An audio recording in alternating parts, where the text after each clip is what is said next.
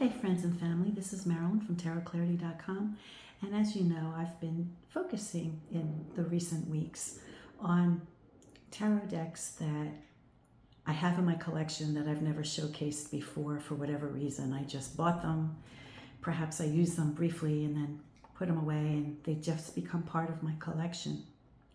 This one is one of many put out by Scarabeo that harkens to a medieval period of time, or the time when tarot would have come out, but instead of giving us an authentic reproduction of an existing old deck, they attempt to recreate a deck or just create a deck based on medieval philosophies. Now this one is called the Medieval Tarot. I think it was put out, I think it was in 2007 is what my copyright date says. And it would have been before I personally would have been made aware of the beautiful decks for reproduction, that I could have gotten over, particularly in, Italy with, Giordano Berti and Marco Benedetti, who wasn't, I don't think, making cards at this time. And other, Il Meneghello. So they weren't on my radar at that point, So I was thirsty for historic decks, and so I would have bought anything that looked remotely historic. Now, in 2007, I don't know if I found it on Amazon. I don't know where I would have found it, but and I don't know how many cards I saw before I purchased it. But the deck comes with a little white book, which explains that it was created in the vein of authentic decks that would have existed back in that time. It says here that graphics are by Pietro Aligo. I'm not sure if I'm pronouncing that properly. Instructions by Giordano Berti and R. Tabani. Translations by Studio RGE. And the Art Tarot collection was edited by Pietro Aligo. I'm not sure how I'm saying it right.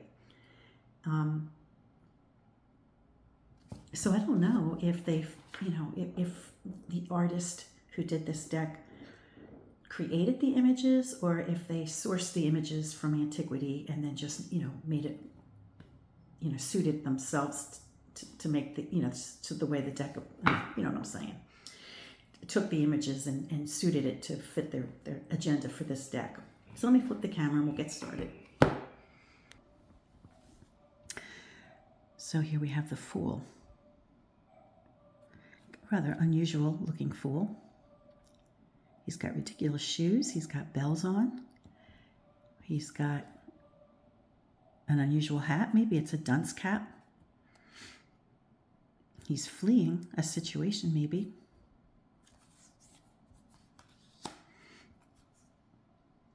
So this has more alchemical reference than it does to a, batelier or juggler, right? Looks like a conjurer. You're somebody who's into alchemy. I do like that there are no names on these cards. I like that.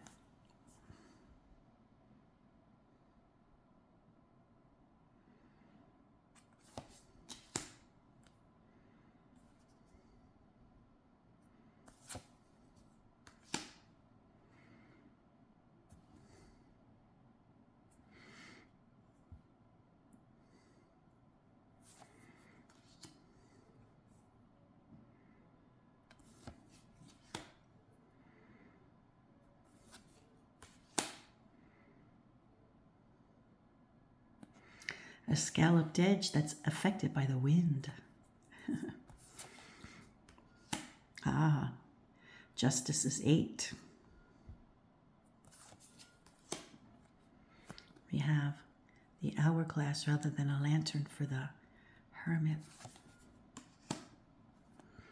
Lady Fortuna cranking the wheel. Oh, no, maybe that's Lady Fortuna. No, that's a guy.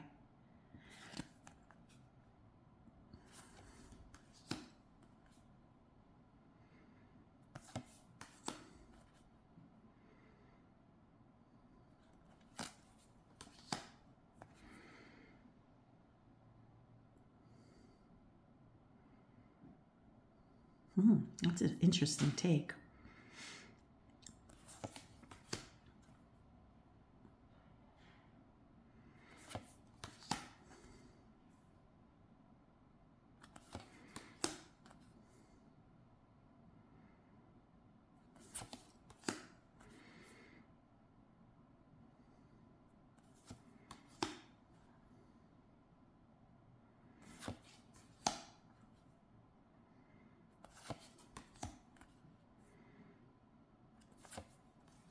Ah, love this World card. What a nice card.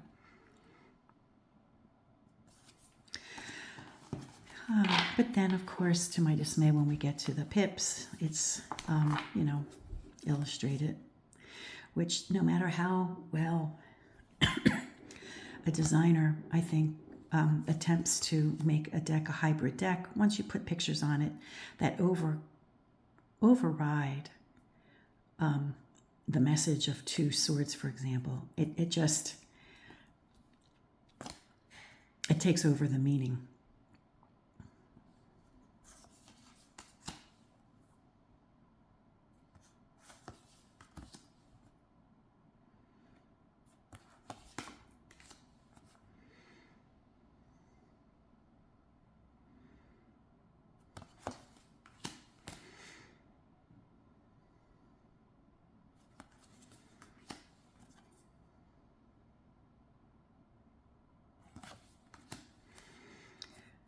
So it's not overtly any, Wake Coleman Smith, because obviously we have justice and fortitude in the old spots.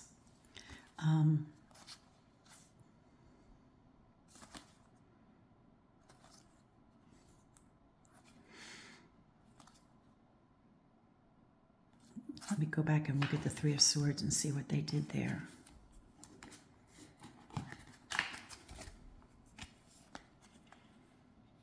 So the Three of Swords is not overtly, obviously not Rider-Waite Smith.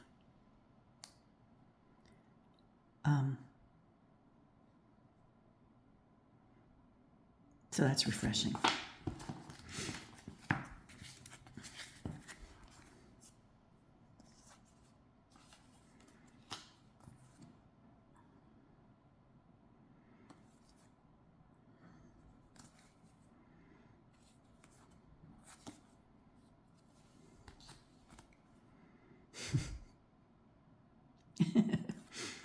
Oh my.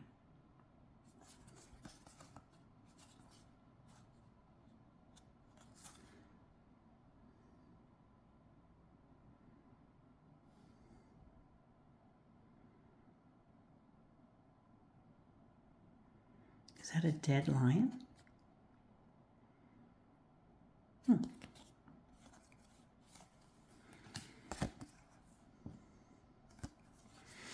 There's my BF. Now here the cloth, it is not coming from his garment, but rather from his hat or his wreath. But it's still not covering the cup. I like with this deck that the court cards, just in case you need the assistance, show with a simple symbol on top what the card is, because after all, there are no words. So we know that's a valet, we know that's a knight, we know that's the queen, whose crown is different than the king. Plus it's a woman.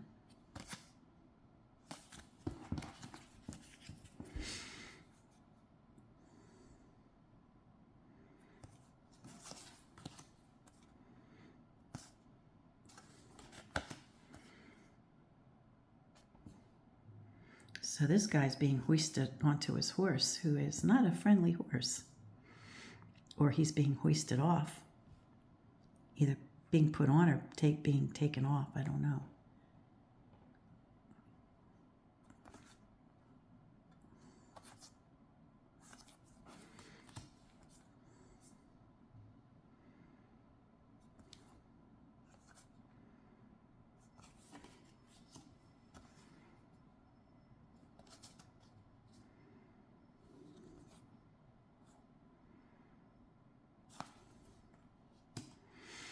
So it looks like an artisan is being commissioned by a wealthy patron to create some kind of chapel in a church or something like that.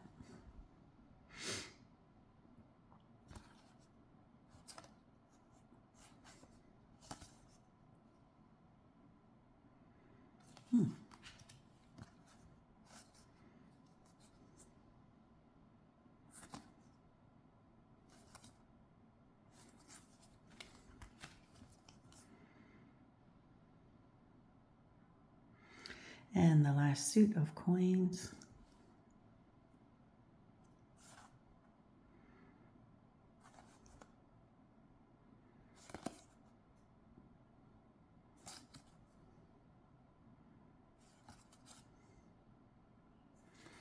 I mean, it's a beautiful deck, and they honor coins rather than pentacles, and they have no names on the cards, which I think is great. And they have justice and fortitude and positions that I appreciate. So, and the messages on the cards do not seem to necessarily emulate Rider-Waite-Smith, but they're still pictorial. It's still a deck based on pictures. But I liked it enough to buy it. I thought it was pretty, and I guess I used it a few times, but you know me, I'm kind of a TDM kind of girl, and it didn't ultimately maintain or retain my interest, and so it got put in the cabinet with decks I hardly ever use. Well, at any rate, some of you may really like it, and if you're trying to ease into something like TDM, it's not a terrible deck, because it's nice to look at. They have some of the main ingredients for TDM that I just pointed out, with the lettering and not having names necessarily, which is not necessarily a TDM thing. It's more like an old Italian thing where they didn't put the names on the cards. And you can readily identify what they are, so I think it's effective in that regard. The definitions are not necessarily Rider-Waite-Smith, but there is, you couldn't say, oh, well, there's going to be communication with someone, because this suggests that it's like not going to be friendly, So depending on the other cards that might be around it, I might have said it was going to be friendly if it was surrounded by like batons, right, for example. And maybe if it was surrounded by, earth, or a lot of coins, I might say, oh, it will be like, a disagreement with someone.